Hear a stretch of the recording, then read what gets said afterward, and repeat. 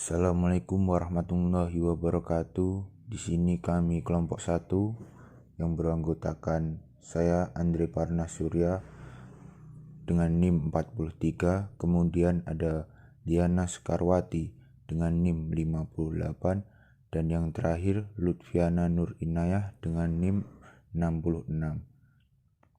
Di sini kami akan menjelaskan materi tentang sejarah dan pertumbuhan akhlak. Bisa dilihat hal-hal yang akan kami bahas. Oke, langsung saja untuk yang pertama.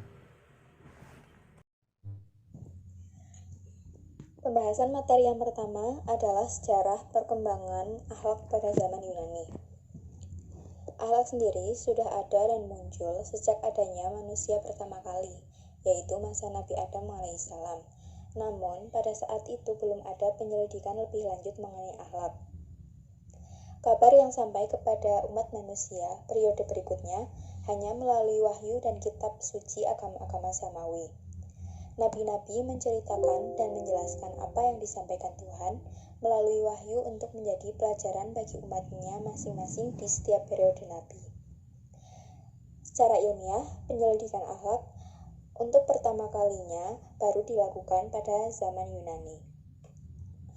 Ada beberapa tokoh dalam sejarah perkembangan akhlak pada zaman Yunani. Yang pertama, tokoh-tokoh sofistik.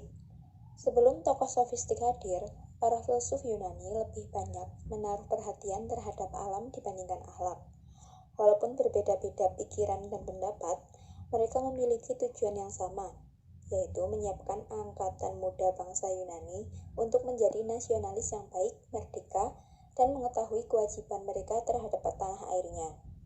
Pandangan para tokoh sofistik mengenai kewajiban ini memunculkan pandangan mengenai prinsip-prinsip akhlak yang diikuti dengan berbagai ancaman terhadap sebagian tradisi lama dan pelajaran yang diberikan generasi sebelumnya.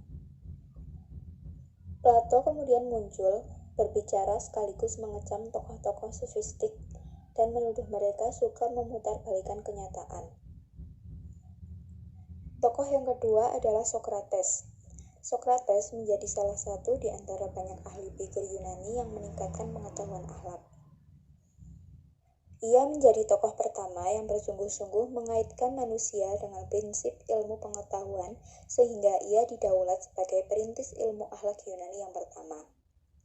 Ia mengatakan bahwa keutamaan itu terdapat pada ilmu. Tidak ditemukan pandangannya tentang tujuan akhir akhlak dan ukuran yang digunakan untuk menilai suatu perbuatan apakah itu baik atau buruk. Oleh karena itu, tidak heran jika kemudian bermunculan banyak pendapat tentang tujuan akhlak disandarkan pada Sokrates. Tokoh yang ketiga adalah Cynics dan Cyrenix. Cynics dan Cyrenix merupakan pengikut Sokrates, namun ajaran keduanya sangat bertolak belakang. Di antara ajaran kelompok Cynics adalah bahwa Tuhan dibersihkan dari segala kebutuhan dan bahwa sebaik-baiknya manusia adalah yang memiliki perangai akhlak ketuhanan, sehingga sedapat mungkin meminimalisasi kebutuhan dan terbiasa dengan hidup menderita. Kemudian kelompok Cyrenaics dipimpin oleh Aristippus yang dilahirkan di Cyrene, negara di Afrika Utara. Kelompok ini berpendapat bahwa mencari kelezatan dan menjauhi kepedihan adalah satu-satunya tujuan hidup yang benar. Jika Cynics berpendapat bahwa kebahagiaan itu terletak pada upaya menghindari kelezatan, maka Cyrenix berpendapat bahwa kebahagiaan itu justru terletak pada upaya mencari kelezatan. Kemudian tokoh yang keempat adalah Plato. Plato sendiri juga merupakan murid Sokrates, seorang filsuf dari Athena. Pandangan Plato mengenai akhlak didasarkan pada teori model atau paradigma.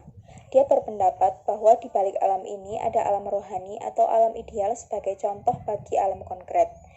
Keterkaitan antara alam ideal dan alam konkret ini dijelaskan Plato melalui materi akhlak. Nah, contoh keterkaitan ini terdapat pada kebaikan, yaitu arti mutlak, azali, kekal dan sempurna. Manusia yang dekat dengan kebaikan akan memperoleh cahaya dan lebih dekat pada kesempurnaan. Plato sendiri berpendapat bahwa di alam rohani terdapat bermacam-macam kekuatan. Ia juga berpendapat bahwa prinsip-prinsip keutamaan itu ada 4, yaitu hikmah atau kebijaksanaan, keberanian, keperwiraan, dan keadilan.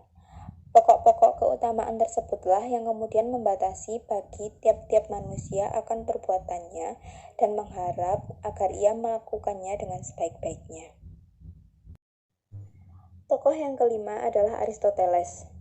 Aristoteles merupakan murid Plato. Beberapa pendapatnya tentang akhlak yaitu tujuan terakhir yang dikehendaki manusia dalam semua tindakannya adalah bahagia.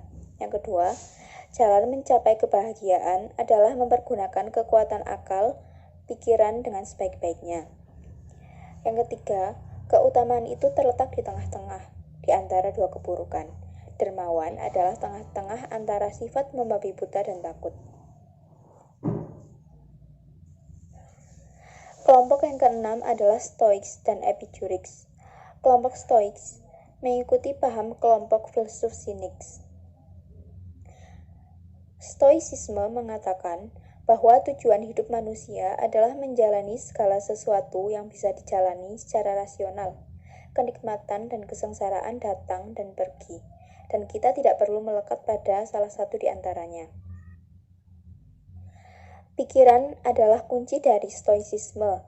Kedamaian batin akan kita alami kalau kita mau berpikir secara rasional.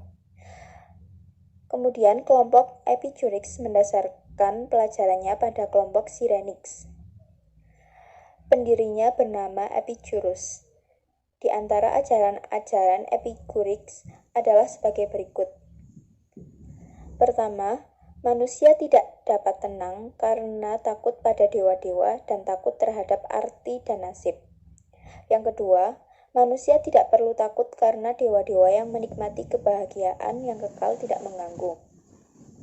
Yang ketiga, mati juga tidak perlu ditakutkan karena mati tidak menderita. Nasib manusia ditentukan oleh manusia sendiri. Kalau manusia mempunyai ketenangan batin, manusia dapat mencapai tujuan hidupnya. Yang keempat, tujuan hidup manusia adalah hedon atau kenikmatan atau kepuasan. Ketenangan batin diperoleh dengan memuaskan keinginan.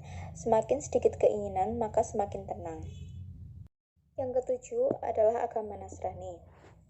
Agama Nasrani mulai tersiar pada akhir abad ketiga, membawa pokok-pokok akhlak yang tercantum dalam Taurat dan memberi pelajaran kepada manusia bahwa Tuhan merupakan sumber segala akhlak, yang memberi segala patokan yang harus kita pelihara dalam bentuk interaksi.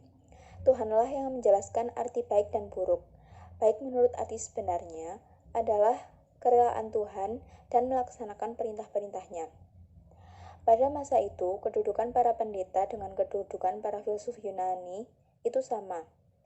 Sebagian pelajaran mereka sesuai dengan ajaran para filsuf Yunani, terutama Stoics. Perbedaan antara keduanya adalah persoalan dorongan jiwa dalam melakukan perbuatan. Menurut para ahli Yunani, pendorong untuk melakukan perbuatan baik adalah ilmu pengetahuan atau kebijaksanaan.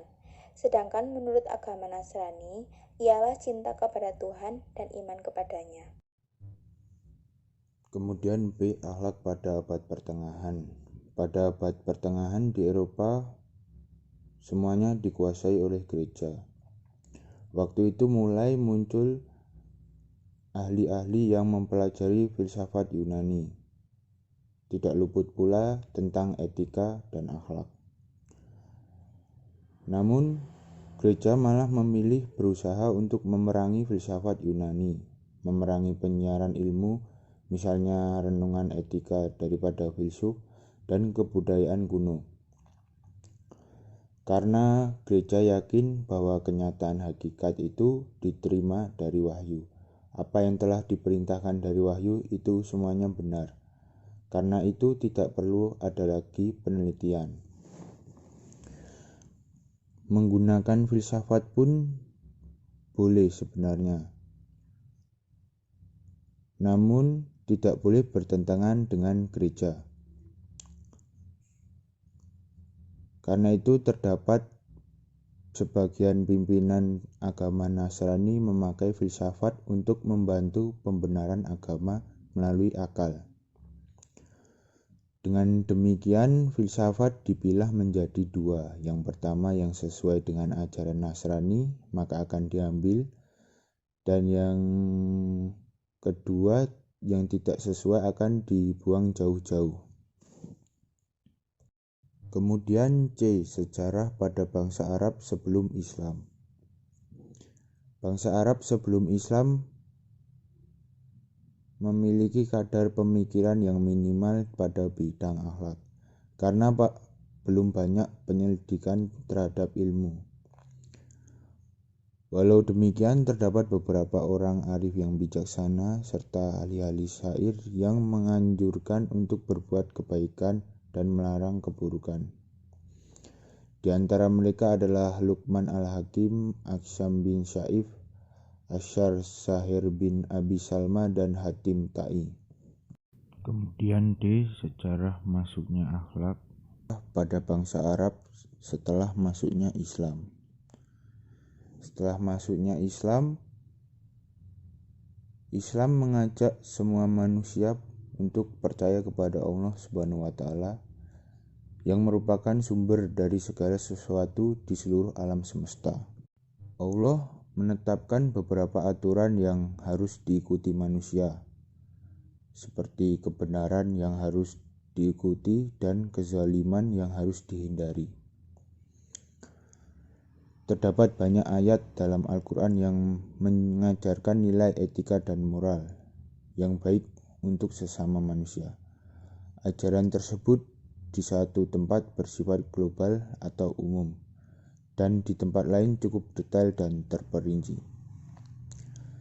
Di dalam Islam tidak diragukan lagi bahwa Nabi Muhammad SAW adalah guru terbesar dalam bidang akhlak. Akan tetapi tokoh yang pertama kali menggagas atau menulis ilmu akhlak dalam Islam masih terus diperdebatkan. Berikut ini akan dikemukakan beberapa teori. Teori pertama, tokoh yang pertama menulis atau menggagas yaitu Ali bin Abi Thalib. Ini berdasarkan risalah yang ditulis untuk putranya Al-Hasan. Dalam risalah tersebut banyak pelajaran akhlak dan keutamaan. Lalu teori yang kedua, tokoh utama yang menggagas adalah Ismail bin Mahram dan Abu An-Nasr As-Syaukani yang merupakan ulama abad kedua Hijriah. Buktinya adalah mereka adalah penulis kitab akhlak pertama, yaitu Al-Mu'min wa Al-Fajir. Kemudian teori yang ketiga, pada abad 3, Ja'far bin Ahmad Al-Qummi yang menulis kitab Al-Mani'at min Dzukul Al-Jannah. Lalu kemudian banyak tokoh-tokoh lain yang mulai secara khusus membahas tentang ilmu akhlak. Yang pertama, pada abad ketiga Hijriah muncullah Ar-Razi. Ia menulis karya dalam bidang akhlak berjudul At-Tabib Ar-Ruhani yang menjelaskan kesehatan rohani dan penjagaannya. Kemudian yang kedua, pada abad keempat Hijriah muncul Ali bin Ahmad Al-Kufi. Pada saat itu ia menulis kitab Al-Adab dan Al-Makarim Al-Akhlaq. Pada abad keempat ini muncul pula beberapa tokoh yang melakukan penyelidikan tentang akhlak, yaitu Al-Farabi, Ikhwan As-Safa, dan Ibnu Sina. Kemudian yang ketiga, pada abad kelima Hijriah, Ibnu Maskawayh menulis kitab At-Tazib Al-Akhlaq wa Tahir Al-Arab wa Al-Furs, berisi uraian akhlak yang berasal dari konsep Plato dan Aristoteles yang kemudian diramu dalam Islam, serta dijelaskan pula pengalaman hidup penulis dan situasi saat itu. Kemudian keempat, pada abad ke-6 Hijriah muncul Waram bin Abi Al-Fawaris menulis kitab Tanbih Al-Katir wa Nuzah An-Nazir.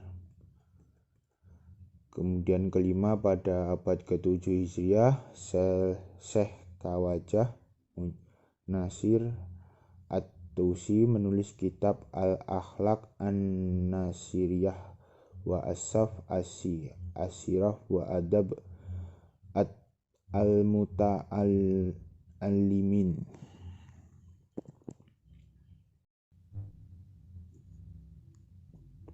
Pertumbuhan akhlak pada zaman baru atau barat. Pada pertengahan akhir abad ke-15, Eropa mulai bangkit.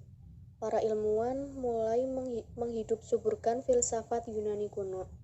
Akal mulai dibangunkan dari tidurnya, sebagian ajaran klasik dikritik sehingga tegaklah kemerdekaan akal. Di antara ajaran yang dikritik sekaligus diselidiki adalah ajaran akhlak yang dibawa bangsa Yunani dan bangsa-bangsa setelahnya. Berikut terdapat beberapa tokoh yang berperan di dalamnya. Yang pertama yaitu Descartes 1596 sampai 1650. Di antara sekian tokoh barat yang memperhatikan kajian akhlak adalah Descartes, filosof dari Prancis. Ia telah meletakkan dasar-dasar baru bagi ilmu pengetahuan dan filsafat. Di antaranya, yang pertama, tidak menerima sesuatu yang belum diperiksa akal dan sebelum dipastikan nyata. Jadi apa yang didasarkan pada sangkaan semata dan tumbuh dari kebiasaan wajib ditolak. Kemudian yang kedua, penyelidikan terhadap sesuatu harus dimulai dari yang terkecil dan yang termudah. Lalu barulah kemudian mengarah pada yang lebih kompleks. Kemudian yang ketiga, tidak boleh menetapkan kebenaran sebelum kebenaran tersebut diuji terlebih dahulu. Descartes dan para pengikutnya cenderung pada ajaran Stoics. Sementara itu, Gassendi dan Hobbes, filosof setelah Descartes, cenderung pada paham Epicurus.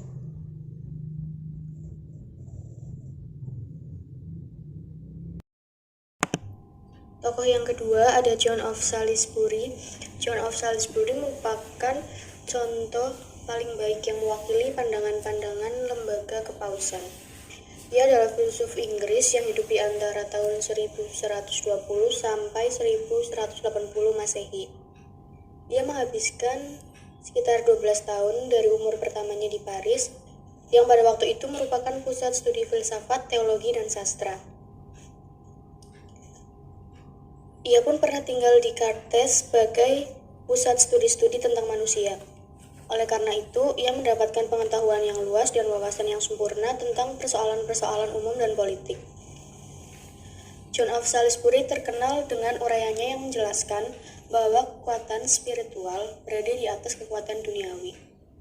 Oleh karena itu, ia menjadi pendukung gereja, berbicara mewakili gereja, membela gereja, dan menyerang kekuasaan dunia, dan menggambarkan sebagai pengikut kekuasaan spiritual.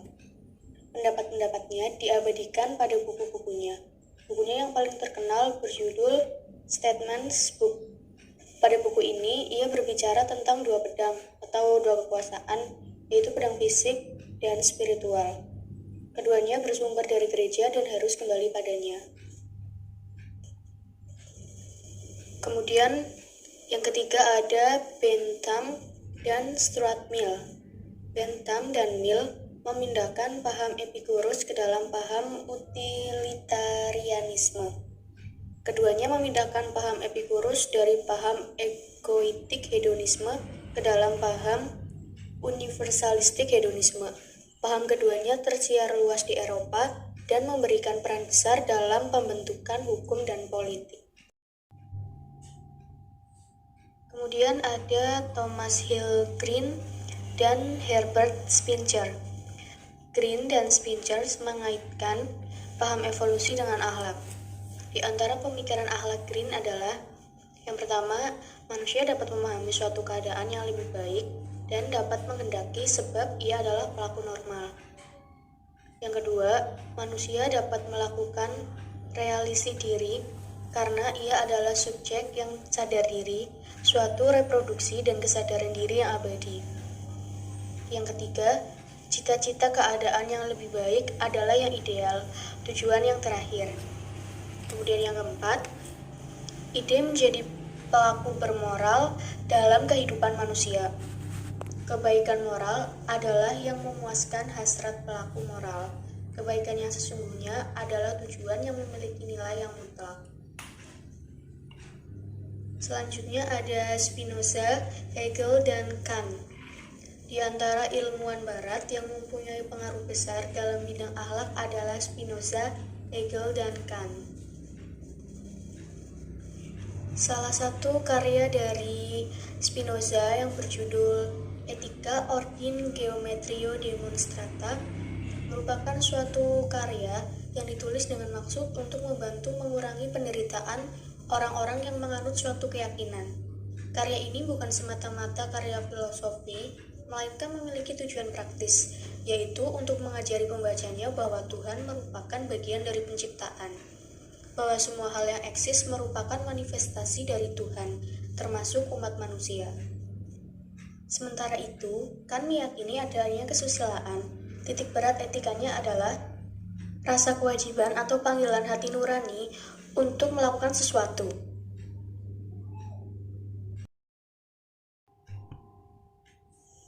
Selanjutnya ada Victor Cousin dan Auguste Comte.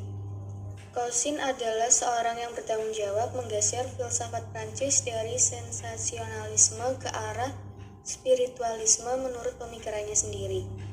Ia mengajarkan bahwa dasar metafisika adalah pengamatan yang hati-hati dan analisis atas fakta-fakta tentang kehidupan yang sadar.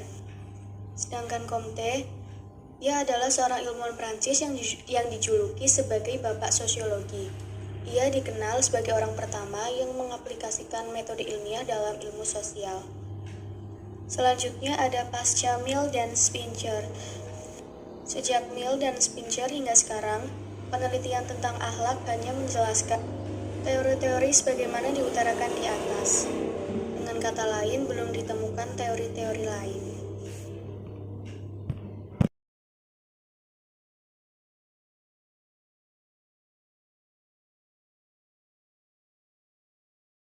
Sekian presentasi dari kelompok kami, kurang lebihnya mohon maaf. Wassalamualaikum warahmatullahi wabarakatuh.